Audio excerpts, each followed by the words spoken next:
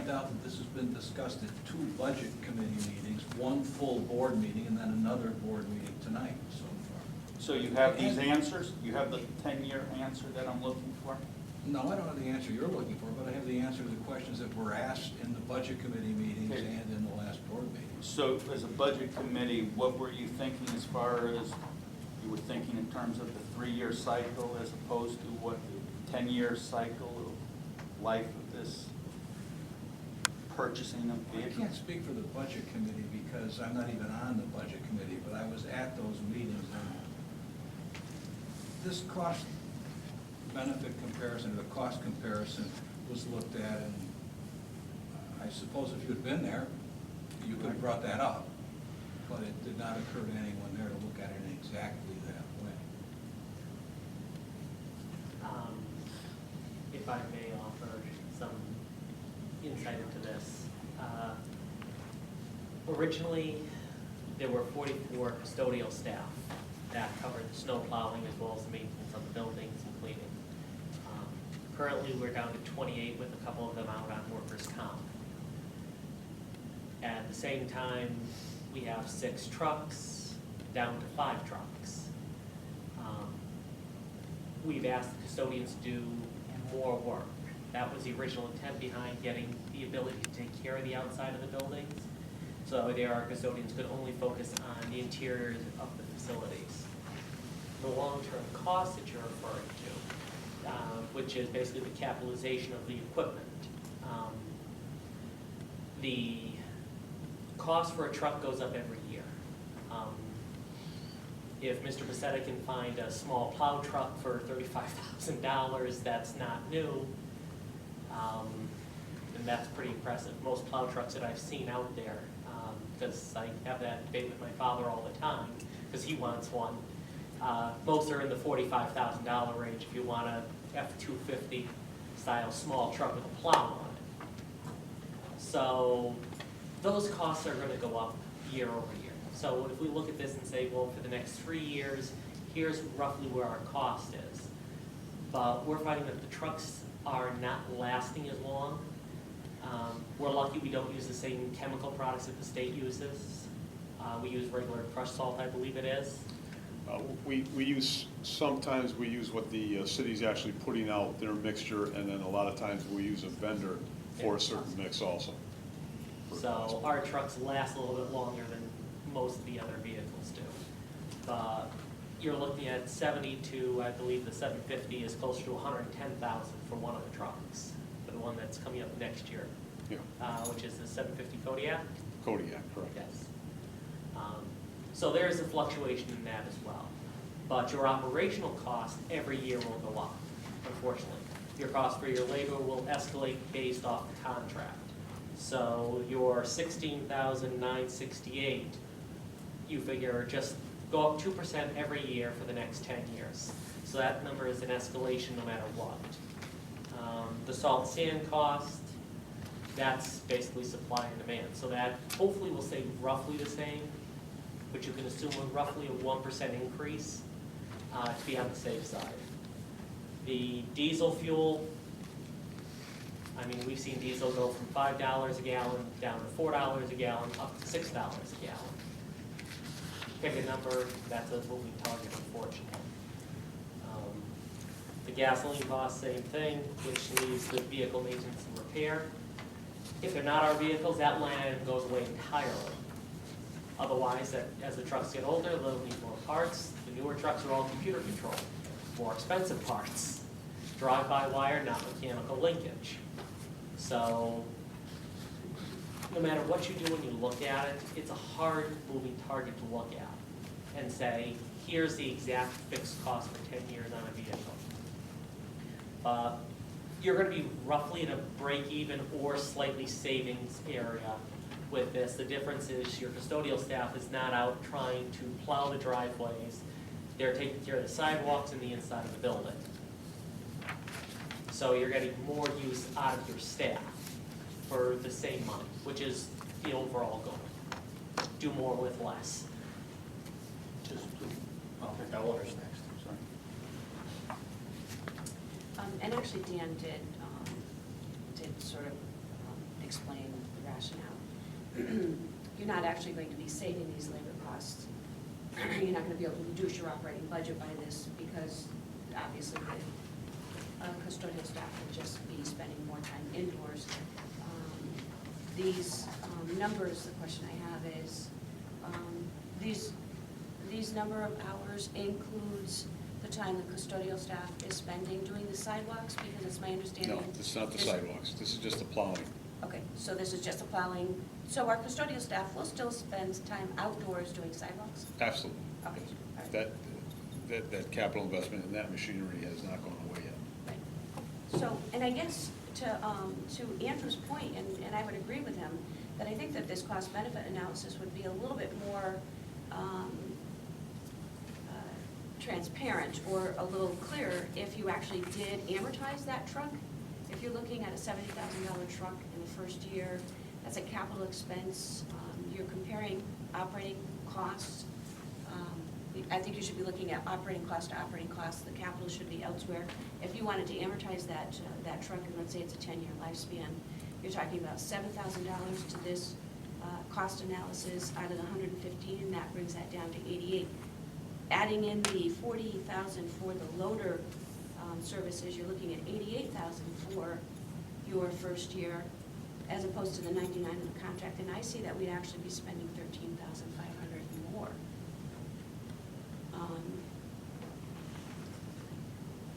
I would venture to say going out the second and third year, and I do see that the 3% anticipated cost increases are factored into this. But there again, each one of those years, if you're actually amortizing that capital investment and factoring that in, I don't see this as a savings measure. No, the idea is to be a break even.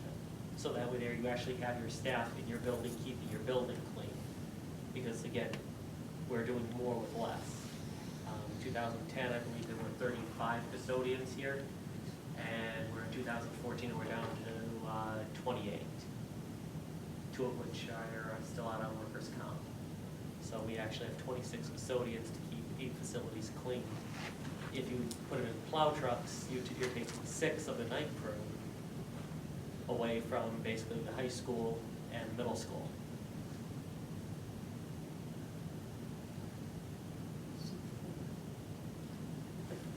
I see where you're going. So you're looking at this not being so much a cost savings as much as A redistribution of the staff. personnel.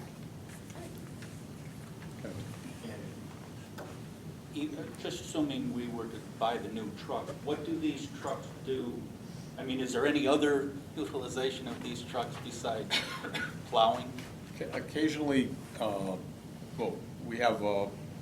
we transfer equipment back and forth to schools and whatnot. Sometimes, if it's a lift or something like that, we tie that to a trailer and a pickup truck.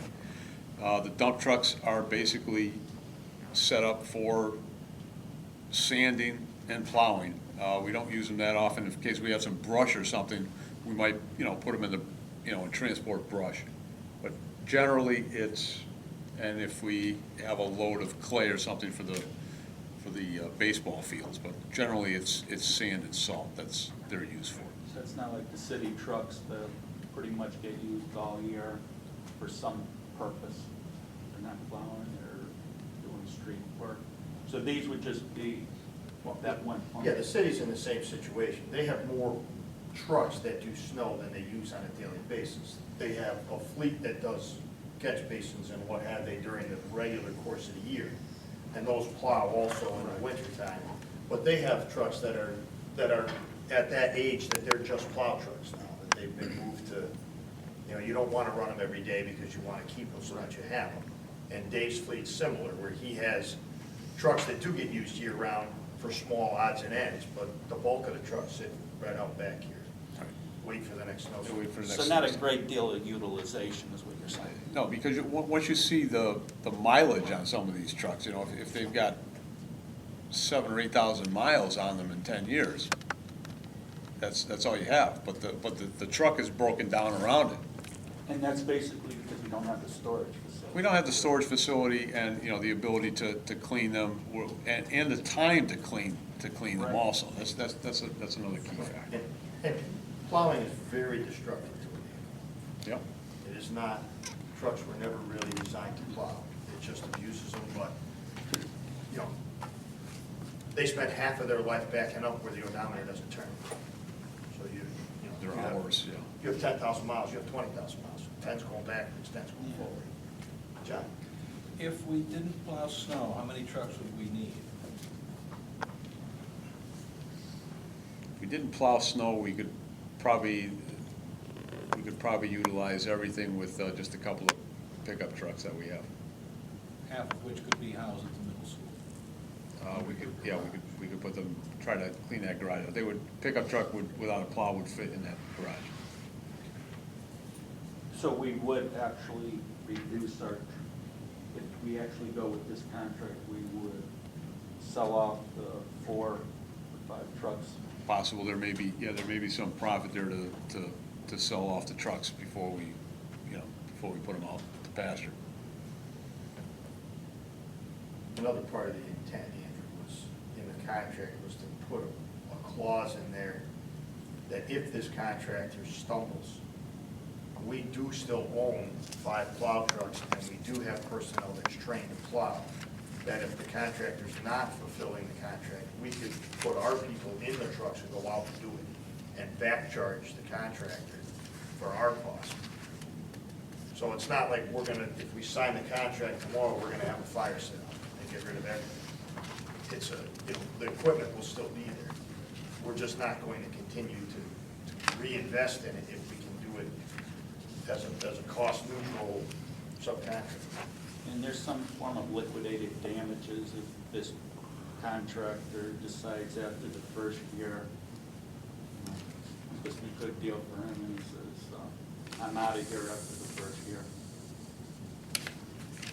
There's back charges if we have to do his work. Once we will charge him labor and material. We'll charge him for our vehicle use. The custodian that's doing it, if he can't meet his obligations in here to mobilize at a certain time, by a certain time, and when we need him, so.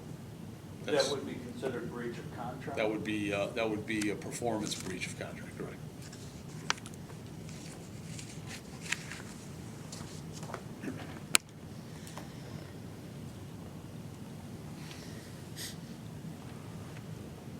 Thank you. Okay. Policy 5063, tutoring of students.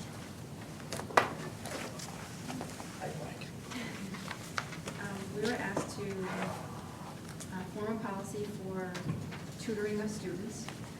We went over a lot of different things. And John was very instrumental in putting this policy together that you see tonight. And we feel it does the job.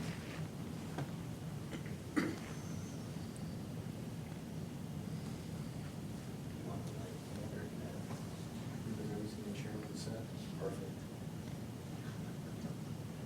John, do you have any comments on it? Only that it formalizes our practices from the past.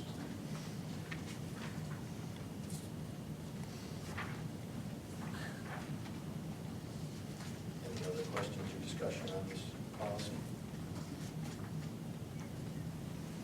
Good job. Good. E-rate funds, possible investments. My paper says UPOT. We had to pass this out to everyone first.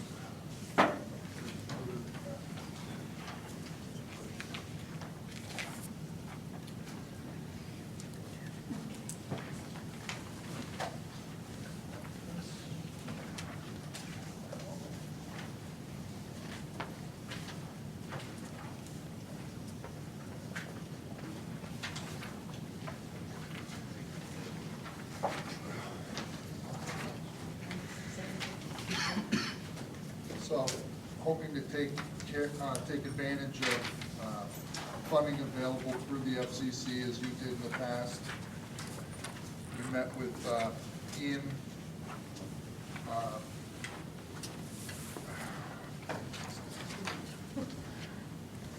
Ian, our E-rate advisor that we have contracted with, put together a list of investments.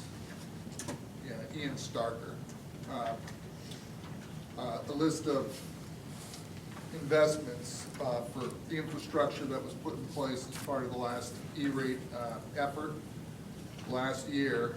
And there've been some changes in the E-rate funding scheme that the government is using. Some things that were not covered under E-rate last year are covered, and conversely, some things that were covered aren't any longer. We had asked Richard Luna to meet with us to go over some suggestions for enhancements to the Wi-Fi environment that was implemented throughout the school district. He came up with a list that we discussed.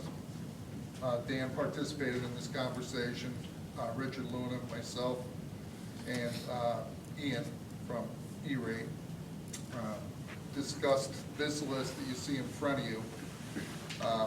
Reimbursable at a rate of 70% for Torrington Public Schools. I would say that the things that are on this list were discussed with the superintendent today in advance of bringing forward to the board. There's a timeline for making this funding request, and it's a fairly short timeline. It has to be submitted by the 27th. That's why it was put on the agenda today to bring in front of you. I would ask Dan if you would like to speak to anything here, since you were participant in that discussion. But basically it has to do with enhancing the capacity of the Wi-Fi system, increasing the bandwidth between the schools and within the schools. And there are other things that fall under Category 2. There's Category 1 and Category 2. Things that were not on this list last year that are items that will support the infrastructure that's in place right now. Yes, may I? Yes, you may. Oh, thank you. Basically, E-rate funding is the reimbursement from the federal government for telecommunications. So it's your voice service and your broadband internet services. What the FCC is doing is they've put out $1 billion in funding to enhance broadband internet services as they scaled back their funding of voice services. So the current E-rate we had from last year, telecommunication services, $67,000 worth of telecommunication services, we received a 72% reimbursement rate on. In the 2015 year, we will receive a 50% reimbursement rate on telecommunication services for voice calls. However, we will still receive the full 70% reimbursement rate on our broadband services. By 2018, we will receive no reimbursement for any type of voice calls. But we will still receive the 70% reimbursement rate for our broadband internet services. What they're doing with this $1 billion in funding is they're saying, okay, enhance your network, get more broadband internet access. So once the $1 billion is expended, you're out of money till next year where they've got another $1 billion set aside. And then if after the election, there's people in power that want to continue this for 3 more years, they may add additional funds, they may not. But right now, you can apply for your full 5-year funding amount, which in our case is, according to E-rate, is a total of $642,000 in available Category 2 funding, reimbursable at 70%. So that would be a total reimbursement to the district of $449,000. You can apply for that right now and get the full amount in this year, and then say, okay, for the next 4 years following, they may fund it, they may not. It's up to us to decide if we want to take the chance on the funding or just go for it right now. The FCC's goal with this is that every school district throughout the country will eventually have 10 gigs of wireless or wired area network coverage per 1,000 student and staff, and 1 gigabit of internet coverage per 1,000 student and staff. So in our case, we have roughly 4,200 students, roughly 800 staff members. So combined, you're looking at 5,000. So that would be 50 gigs worth of wired area network or wireless area network for our internal communications, and then 5 gigs worth of external coverage. This is a stepping stone. Last year we went from 100 meg to a gig. This gives us the ability to go from 1 gig to 10 gig using the FCC money. So this way here, it gives us 1/5 of where they want us to be at the end of the tunnel.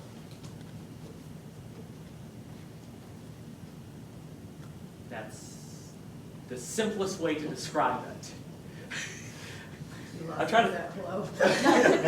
You need to hear it 3 or 4 times, then you got it, and draw pictures. I didn't see any of this in the tunnel I was in. Yes, but no, to give you an idea, these are the types of services that the FCC will no longer be funding after 2018.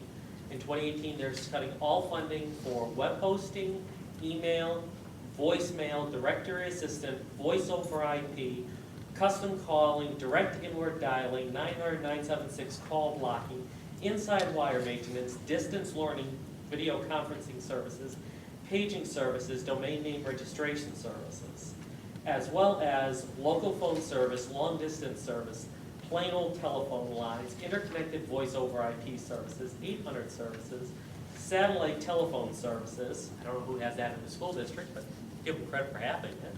Nebraska. Yeah. Shared telephone services, Connex, wireless telephone services, so AT&T, our cell phone bills will no longer be reimbursed, and the radio loop. And So- there were a lot of, when I heard this presented the first time at a Casco conference, there were a lot of school districts throughout Connecticut who made very unwise investments in infrastructure. And this was ultimately the goal, as Dan had pointed out, to push people. Actually, it originated with trying to get the libraries throughout the state on the internet, and then ultimately pushing school districts toward enhancements of the network that were not necessarily hardwired. So the infrastructure that you guys put in place, the Wi-Fi, all these things that are being proposed here are a complement to that. And ultimately, that's your decision, how far you want to go with it. But it's 70 cents on the dollar, and it would be very prudent, I think, to make some of these selections. But ultimately, that's your decision. It works out to $150 per student, right? Correct, of which we get 105 in reimbursable funds. Right. So that $45 balance would be on the board's dime. So it works out to roughly close to 190 grand. For the full, if you went for everything. Could you find that in the budget if you, $190,000 That's next year. No. Next in? year. Is it next year? Okay. No, I mean, I heard it It's a has lot to, of we have to money. apply for it this year, so you just apply. You Yeah, apply but for it's- it, they have to it's a apply. placeholder, Okay, good. and then they go out to bid, they find the vendors that can do it the cheapest. They're all vetted by the government, so you're getting them the cheapest price. And then Yeah, ultimately, we they get come defensive back to you and multiple ask you to source. confirm it. So basically, this is just to give them the go-ahead to put the process in place and get it going so that we are in line for this money first. And then ultimately, the budget committee and the board has to decide whether or not they want to spend it, next year. And we're waiting for tier 2 and state funding for the computers and, other pieces of hardware. So if we have, this is like the guts, and everything else comes on top. And I did want to say the AT&T phone bill, I had talked to your folks over at the city. They had done an audit through Spyglass, so those folks came over, we're going to see, whether or not they can get us some money back. And this E-rate proposal, as compared to the Nutmeg Network, is the school taking advantage of any of the Nutmeg Network funding? I'm not even familiar with it, to tell you the truth. Okay. Nutmeg? Nutmeg. Yeah, no, Well, go ahead. sorry. I don't mean to cut you off. No, that's fine. No, I just, Nutmeg Network is, that's the state's initiative to provide Yeah, that's- a funding stream for these very same, Yeah, that's the CEN system, and, yes. yeah, Oh, that's, Yeah. yeah, we already received that for free, and we have Okay, people I applying. So didn't, you I didn't tapped realize all that that's out? what it was. Yeah. Okay. Yes, according to actually Ian, we've actually hit every single possible funding stream, right down to their latest editions of mobile managed device controllers. Yeah, we're like the In the poster children application. of free money. Yeah. If we found a coupon, we cut it.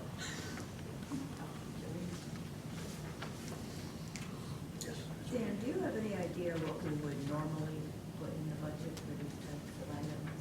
Because, when we see it's not broken down to this detail, but just, Yeah.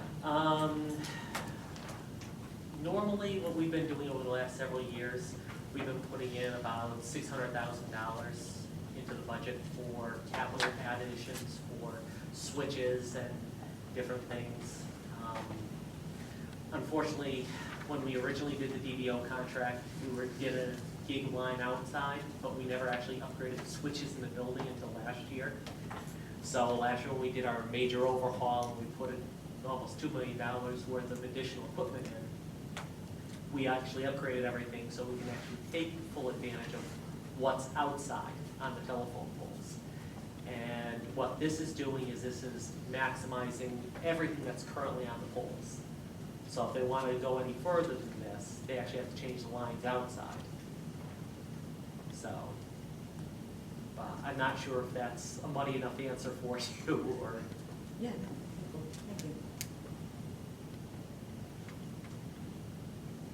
We probably right now have one of the best infrastructures for technology in the school system.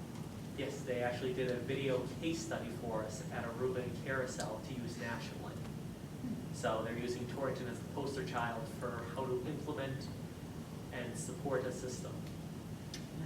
And we just, on our last professional development day, we had teachers from within the district do professional development for how to, continue to expand their use of technology in the classroom.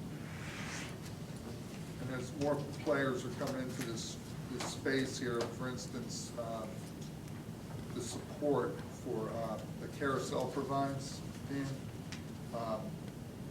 Carousel has been doing it, but it wasn't something that was E-ratable.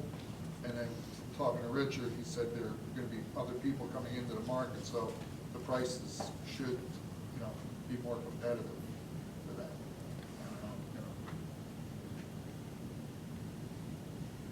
Thank you. October staffing report.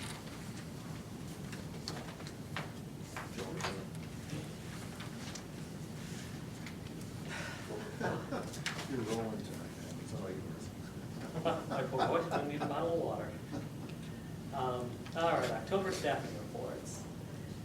The reason you're seeing this is if you look at the report for the October 1 through October 31 teachers area, there was a slight concern that was going on where suddenly it was becoming, every single Friday, the numbers were going up on absences. In particular, it was the October 17th day that sort of jumped out when 12% of the teaching staff was out, which brought it up. And then went through and looked, and then the same thing occurred for the paraprofessionals. You had 16% out on October 17th.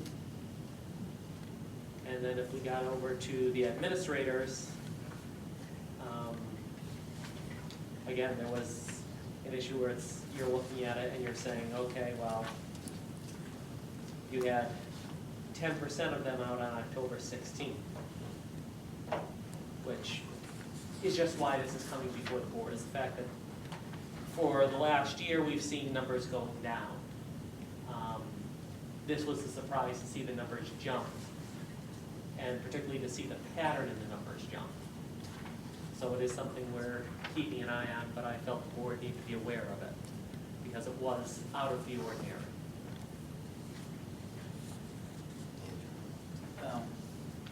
Clearly, I felt that these patterns have been disturbing over the years. But at the end of the day, what can the board do about it? Or the administration? It's always been, you know it's happening, it's been happening for 7 years since I've been on the board, you see these types of patterns. Yet, I don't know if there's anything that can actually be done. Do you have an idea? I mean, it's like I said, we talked about it, we're upset, but. One of the things that we're looking at is to see if there's patterns of chronic absenteeism among faculty and staff, which means that when you look at days absent, and especially if it's around a holiday weekend, is it always, the same people? So, Okay, and then you find that person's chronic, then what do? You have a conversation? and then, we'll make some documentation of it. I just think it's interesting when you look at the administrators, that on October 14th, vacation days were approved for 6 administrators, and on October 17th, vacation days were approved for 5 administrators. The reason that they were out? That's clerical custodian. Oh, sorry, clerical custodian. Oh, okay, sorry.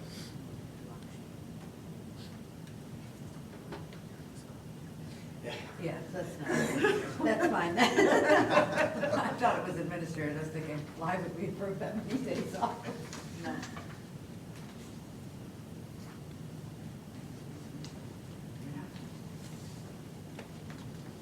That Columbus Day must have been an unhealthy period of time in our history.